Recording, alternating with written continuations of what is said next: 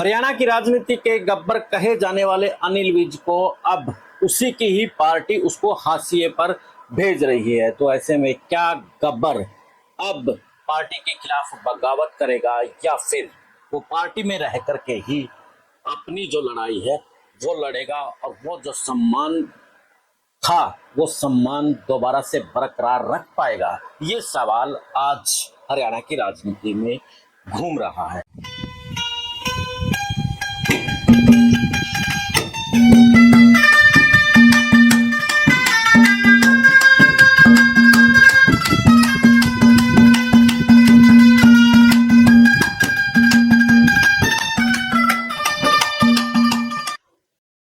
और राजनीति में घूम इसलिए रहा है क्योंकि खुद जो कि एक दमदार दबंग और गब्बर की पहचान रखने वाले अनिल विज ने अपने एक्स पर पोस्ट करते हुए अब ऐसा लिख दिया है जिसके बाद हरियाणा की राजनीति में ये बवाल आया है।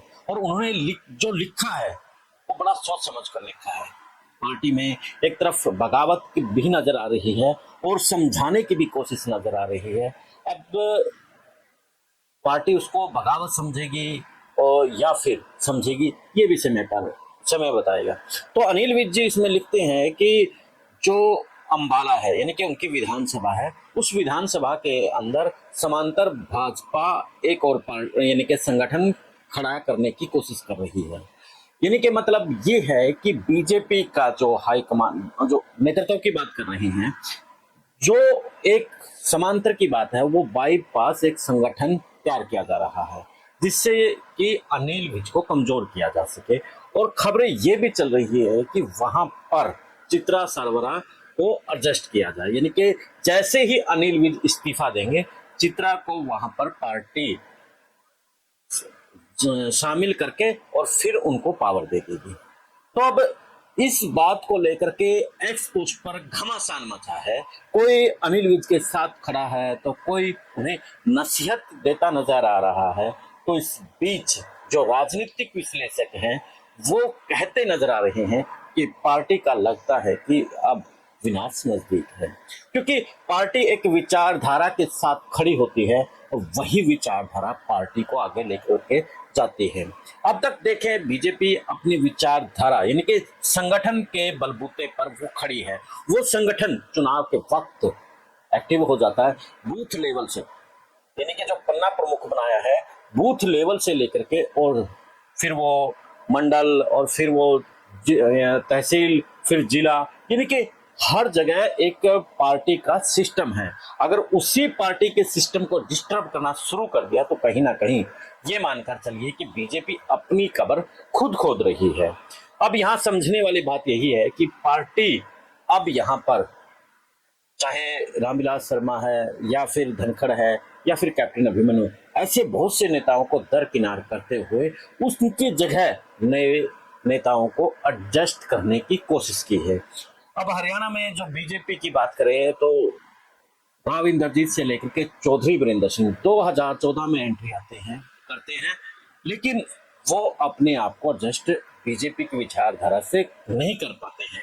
हालांकि हाल फिलहाल जो चौधरी वीरेंद्र सिंह है वो पार्टी को छोड़ करके वो दोबारा से कांग्रेस में चले गए हैं। तो वही राव इंद्रजीत की बात करें, राव इंद्रजीत सिर्फ अपनी राजनीतिक महत्वाकांक्षा को पूरा करता नजर आ रहा है। वो बार बार पार्टी को बगावती सुर भी दिखाता है, वो बार बार पार्टी को एक ऐसे मोर्चे पर खड़ा कर देता है कि पार्टी को सोचने पर मजबूर होता है कि अब करे तो करे क्या। राव इंद्रजीत ने पिछले दिनों डिनर पार्टी की थी और वो सीएम बनना चाहता है। तो यूं कहें कि जो कांग्रेस से आए नेता हैं उनकी जो विचारधारा है वो बीजेपी से मेल नहीं खाती। वो सिर्फ इसलिए बैठे हैं कि उनकी जो राजनीतिक महत्वाकांक्षा है वो पूरी हो, यानी कि संगठन के प्रति उनकी जो विचारधारा है, जो उनकी सोच है वो मेल नहीं खाती है। और जब संगठन के प्रति विचारधारा मेल ना खाए तो वो यूं मानिए कि वो एक समय के अनुसार आते हैं और फिर वो चले जाते हैं। अब जिनसे जो विधायक हैं कृष्ण मेटा, वो भी उस तरीके से जो खबरें मिलती हैं एडजस्ट अपने आप को नहीं कर पा रही हैं, बेशक से उनको एक बड़ी पावर दी गई है।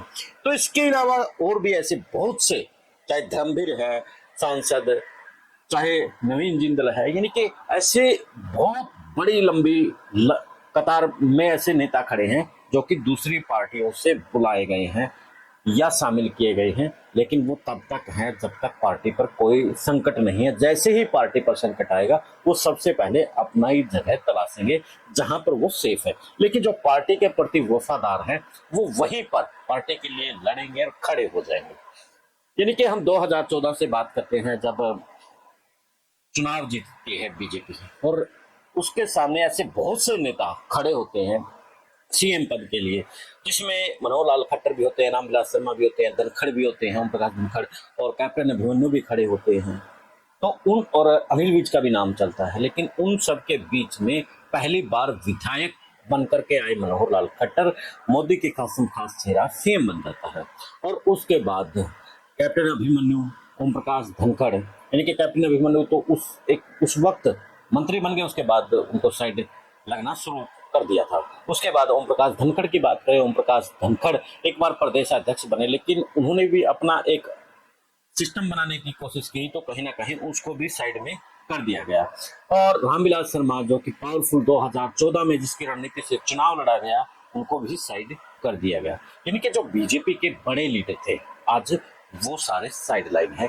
ये मानिए कि आज जो बीजेपी खड़ी है इस वक्त वो हाईकमान के बलबूते पर खड़ी है। अगर हाईकमान का जो हाथ है, आशीर्वाद है, अगर हट गया तो ये मानिए कि हरियाणा को जो बीजेपी है उसकी हालत बड़ी पतली हो जाएगी।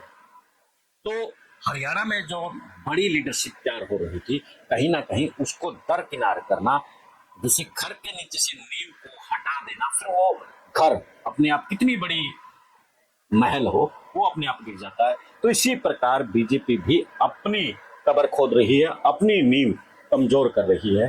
तो अनिल विज जैसे नेता अगर पार्टी छोड़ देते हैं तो ये हाल बीजेपी का होगा जैसे महल का होता है। इतना बड़ा महल एकदम से ऐसे धराशायी होगा कि बीजेपी को भी समझ नहीं आएगा कि आखिर ये बन क्या गई है।